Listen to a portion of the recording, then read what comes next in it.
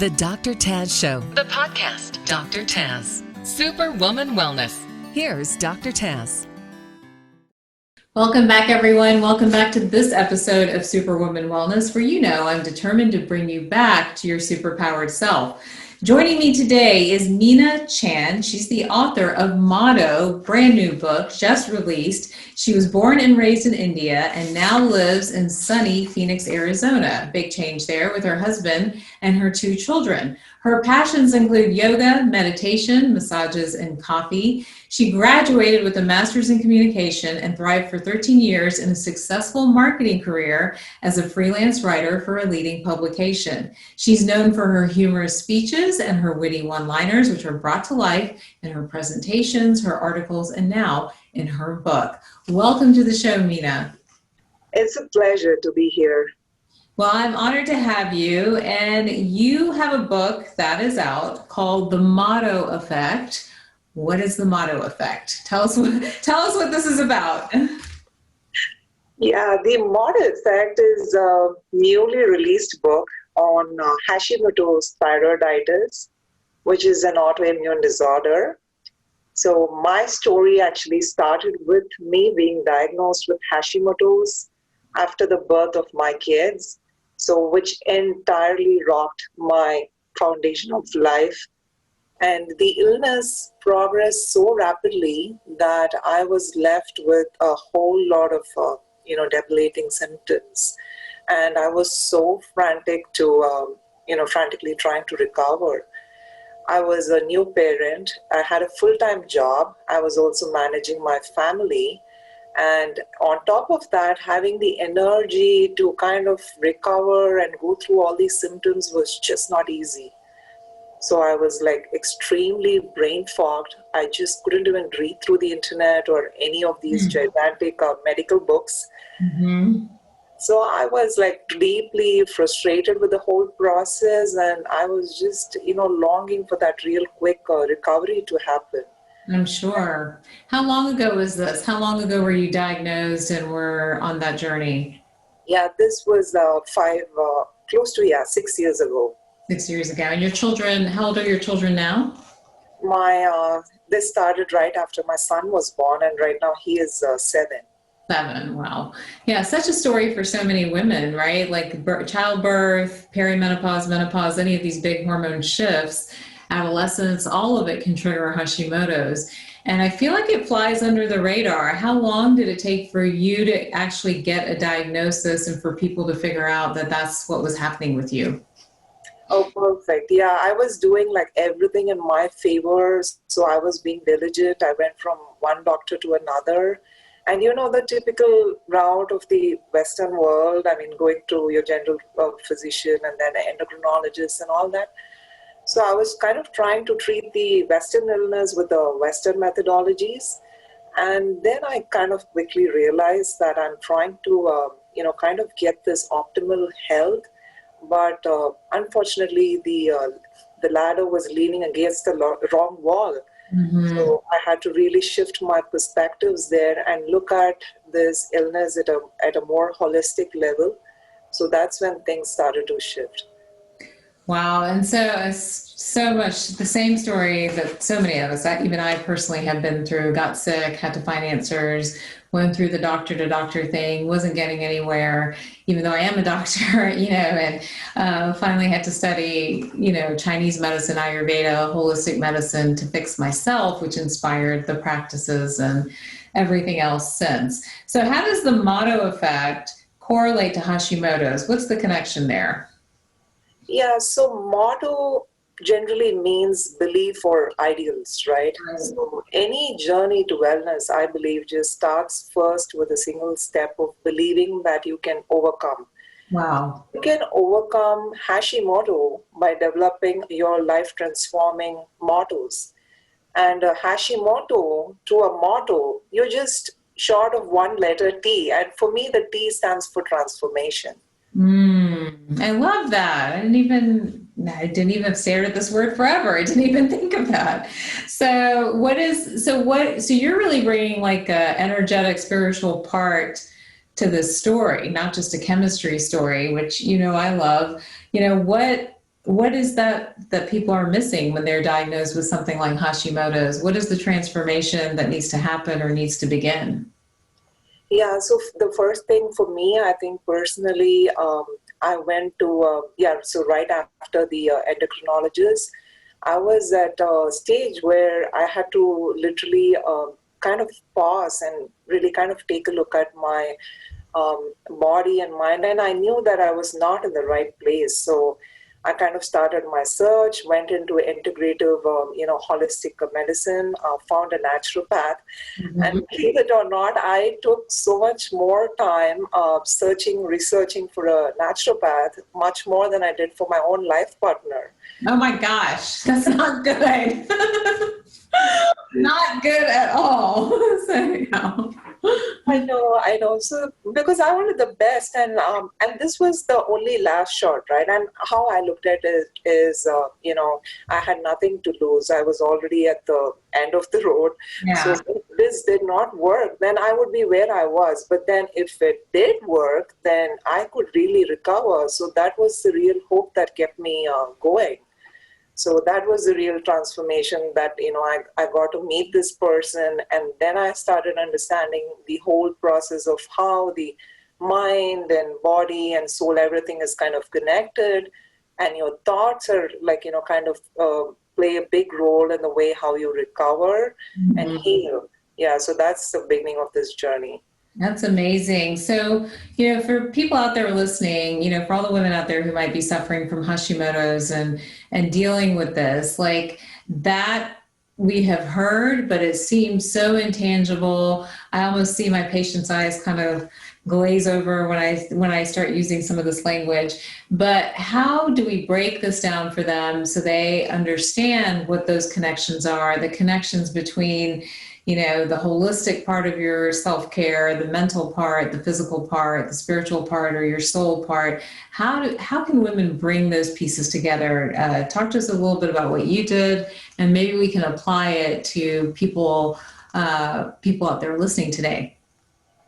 Yeah, so one of the first things my doctor checked with me was he asked me, would I know, I had this extreme fatigue. So he asked me, do you know when exactly you're tired? And then I told him that, yes, I absolutely know that I'm tired from 9 a.m. to 11 a.m. And he said, wow, I mean, it's really hard to pick, right? It's like kind of picking a needle out of a haystack. When you're tired the entire day, how do you exactly pick out when you're your worst self? But I could tell that. And that was the beginning of a little bit of a spark that gave me that, I do have that self-awareness. And he pulled out this Chinese, TCM called the traditional Chinese medicine chart. Yeah, so this chart goes over from 9 a.m. to 11 a.m. We looked at that, and what it was, the exact opposite to that was 9 p.m. to 11 p.m., which relates to something called as the triple warmer. So in Chinese medicine, kind of this, your organs are all related to a particular meridian. And this 9, my body was behaving the way that, 9 p.m. to 11 p.m. kind of a body was what I was behaving instead of the morning 9 a.m. to 11 a.m. body, which stands for the fight or freeze response. So my adrenals were totally out of whack. Mm-hmm. And it makes sense, at a psychological level, the triple warmer meridian actually is connected to your throat. And the throat center is really governed by your sound, the way you speak, how true you are to yourself. Mm-hmm. And it's all the, it's the real center for self-expression. And that's kind of similar to even the throat chakra that we talk about.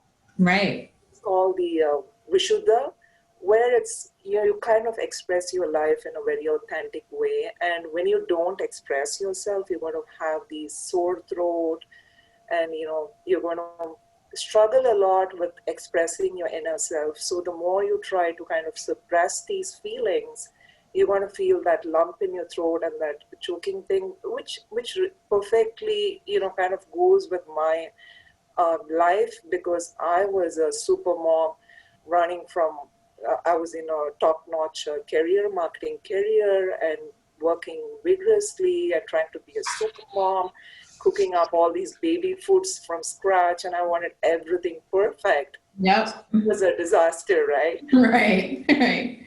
Yeah. So how did you transition out of that? What were your first steps? What were some of the first things you did, and where did you go from there to heal your thyroid? So now what I've said, as I said earlier, the first spark of self-awareness started with his question. So I started keeping a track of my fatigue levels. I made notes of how my body reacted to certain foods. And then from there, I moved on to if the medication changes made me feel better. And I didn't stop just with my physical self. I also went into the emotional awareness part of it. Like, did I feel more frustrated? Did I feel more agitated? Where a lot of these triggers were they really self-imposed, and my standards of perfectionism was too high. So, which is a perfect recipe for disaster. So, I had to kind of set my boundaries, learn to say no, and a lot of things. So it was more of understanding myself at a much deeper level. That is amazing. Did you also change like diet and supplements, or and did any of that play into it, or you feel like the mental and spiritual had a bigger impact? Well, yeah, absolutely. I mean, like just like everyone starts off, I think starting off with your body is one of the easiest things, right? So your diet, your exercise, your sleep, how much you rest, your medications, all that's going to play an important role. But then also mentally, I had to know, like, how strongly what I believe in. And the thoughts had to be really good. And I had to make a conscious effort, be more intentional throughout the day. So that is where the mind part of it played a big role. So it all goes hand in hand. I think it all does. And it's amazing to see, like, even like you're talking about Chinese medicine. One of the reasons I love Chinese medicine so much is they will map an organ to an emotion, to a meridian, to a remedy. And it's pretty beautiful the way they were able to figure it all out. And as a conventionally trained physician, for me, it's also been equally fascinating to know that, to get lab work and to see everything kind of line up beautifully. You know what I mean? Like, this is what's happening. This is what Chinese medicine is saying, but we see it right here in the labs. This is what Ayurveda is saying, but we see it right over here. And tying so much of the personality to that, like, the thyroid, I talk about it in my book, The Superwoman RX, and the women that typically have thyroid issues are usually women that we call them boss ladies. They're like go-getters. They're getting things done. They hold all that stress in the gut, but the gut is the first thing to crash. It triggers inflammation. Eventually they end up getting thyroid issues as well, because the thyroid is compensating for the cortisol all the time. But it is, and so many women today, that was the dominant type in the book. It was, and so much so that I questioned my test. I was like, well, why are all these women testing out as boss ladies? Because so many women today they're super women. They're killing it. They're crushing it. They're trying to be perfect. They're trying to have perfect food and look perfect and have that career and the perfect relationship. And you can't just keep those balls in the air all the time. And so that's part of why I think Hashimoto's is on the rise. But the beauty of the Eastern systems of medicine and how they can diagnose and treat and identify without all the technology that we have today continues to fascinate me. And I think we just have something really special when we merge it all together. So what is this thyroid puzzle that you were talking about? Tell me a little bit about that. Yeah, so for me, one of the main things, like, this was my light bulb moment. All of us, most of us who are diagnosed with Hashimoto's or any autoimmune, I think the genetic predisposition is there, right? Without the genetics, then it's not really a kickstart in your body. But then what really made the difference is that this amazing piece that, comes to solve this autoimmune puzzle is something called the epigenetics. Mm-hmm. Which is really kind of determines how your lifestyle changes or the environmental factors. It largely influences your your disease expression. So every single act, be it like, the foods you eat, or your lifestyle stresses, or the exercise that you do or that you don't do, your sleep patterns, and the impurities in the environment, they all play a really crucial role in determining whether your genes are going to kickstart this disease in your body, right? So it's almost like a match, like, imagine your genes as the matchbox, and then your poor lifestyle choices as the frictions.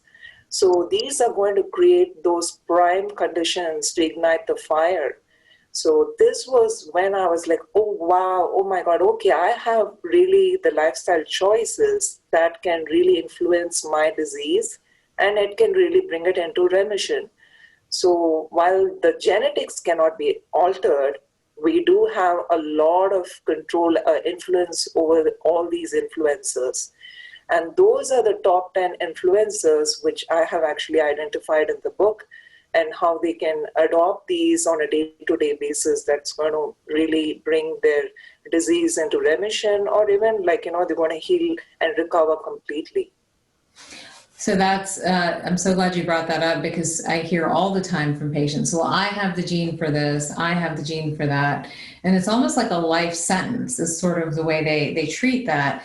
But I feel like I spend a lot of time and energy in my rooms explaining you can have a gene, but a gene has to be turned on. And that's that epigenetic component to it, that a gene can lay dormant, it can lay quiet. If it's the environment around that cellular chemistry, the emotional chemistry, the spiritual chemistry is in the right place, those genes get activated by environmental and lifestyle factors. So much so that in study after study, when they talk about cancer and other autoimmune diseases, they talk about the fact that it is much more lifestyle based than it is genetics. And that's the irony of so much of this, because of all our treatments, especially in the world of cancer, are very genetically based, right? So really putting all these pieces together is important. I think it's important for everybody listening today to understand the difference between having a gene and having a gene that really is active. And that is completely dependent on the way you live your life, the foods you eat, the way you think, the motto that you might have in your brain. And it's kind of our responsibility to do that really hard work of rewiring, changing us. And it's not easy, but the other thing that's equally fascinating and from the world of Chinese medicine is that, the importance of doing that work is also generational, because we do feel like, and Chinese medicine talks about this, that we transmit these patterns down generation after generation. And so we want to do our part to shift them or change them to a certain extent, So I think that's fascinating. I can tell you're a writer. I love all the analogies, the matchstick and the fire. I know a fellow writer when I see one, but I think that's amazing. What's next for you in this journey with Hashimoto's? Yeah, so the next part is where the entire book is kind of divided with your mind, body, and soul mottos, and I talk about like different mottos that go into each of these three parameters. So the last part, the soul motto, is where I was like, I was writing this book, and then it kind of expanded my dream. I'm like, okay, if I'm able to kind of recover, then that should be the next step, right? Like teaching other people how they can, lead to an integrative medicinal doctor, like, someone like you, or reach out to the right resources. And they don't have to suffer all their entire life, just being stuck with the illness. So there are ways for everybody to recover. So that was the last part. That was the real transformation, where now I've kind of taken it up on me to educate others through my book, through speaking, or, just educating them that this illness is not something that they're stuck with it for life. So there is recovery after that. And anybody, you're just not meant to be here as a spectator. You're meant to be here spectacular, right? Oh, I love that. That's amazing. Yeah, so your true, real well-being comes when you kind of realize that as you rightly said, that, your health is your own responsibility. It's in your own hands. We do have like so many resources available to try to tap into the right medications, the right system. and try to connect with the Eastern medications and Eastern values. So that's what I'm talking about in the book as well. I love that. I think that's such helpful information. The book, everyone, is The Motto Effect. It's out now. I'm assuming everywhere books are sold. Meena, if people want to connect with you, what's the best way for them to find you?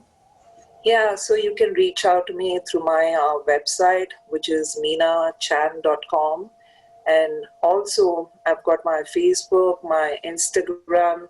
So it's out there. And the best way to reach out to me is check it out on Amazon right now, The Motto Effect. And that's going to lead you. The book has all the information how you can reach out to me. Awesome. All right. I got to ask a very odd question. Why does your handle, your social media handle is at Meena Chan 8? Why is the 8 there? That is so interesting that you noticed that.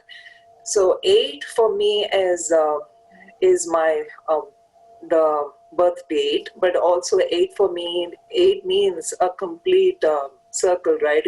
You go all around. You start somewhere, you come back to the same place. So I was kind of connecting the dots, and this purpose, this journey, everything has been infinite for me. So that's the 8, and I'm so glad that you noticed that. Well, I'm an 8. That's why I asked, because there are 8s all around me. My birthday is April 8th. My email has an 8 in it. So that's why I noticed, because it's a number that I resonate with as well. So anyhow, well, thank you for taking the time out today to talk to us about this and Hashimoto's, which is, again, like many other illnesses, one of the most undiagnosed conditions in women today. It is common, especially in transitions of hormones, whether that's adolescence, your 20s when you're getting pregnant, or perimenopause and menopause. If you are feeling differently or worse, there's usually a reason why. Please don't think it's in your head, which is what I hear from so many of you when you come to get checked out. But thank you, Meena, for joining us. And for everybody else, thank you for watching this episode of Superwoman Wellness. Remember to post a review on Apple Podcast and get a free bottle of Boost. And I will see you guys next time. Stay healthy, stay well, and stay superpowered.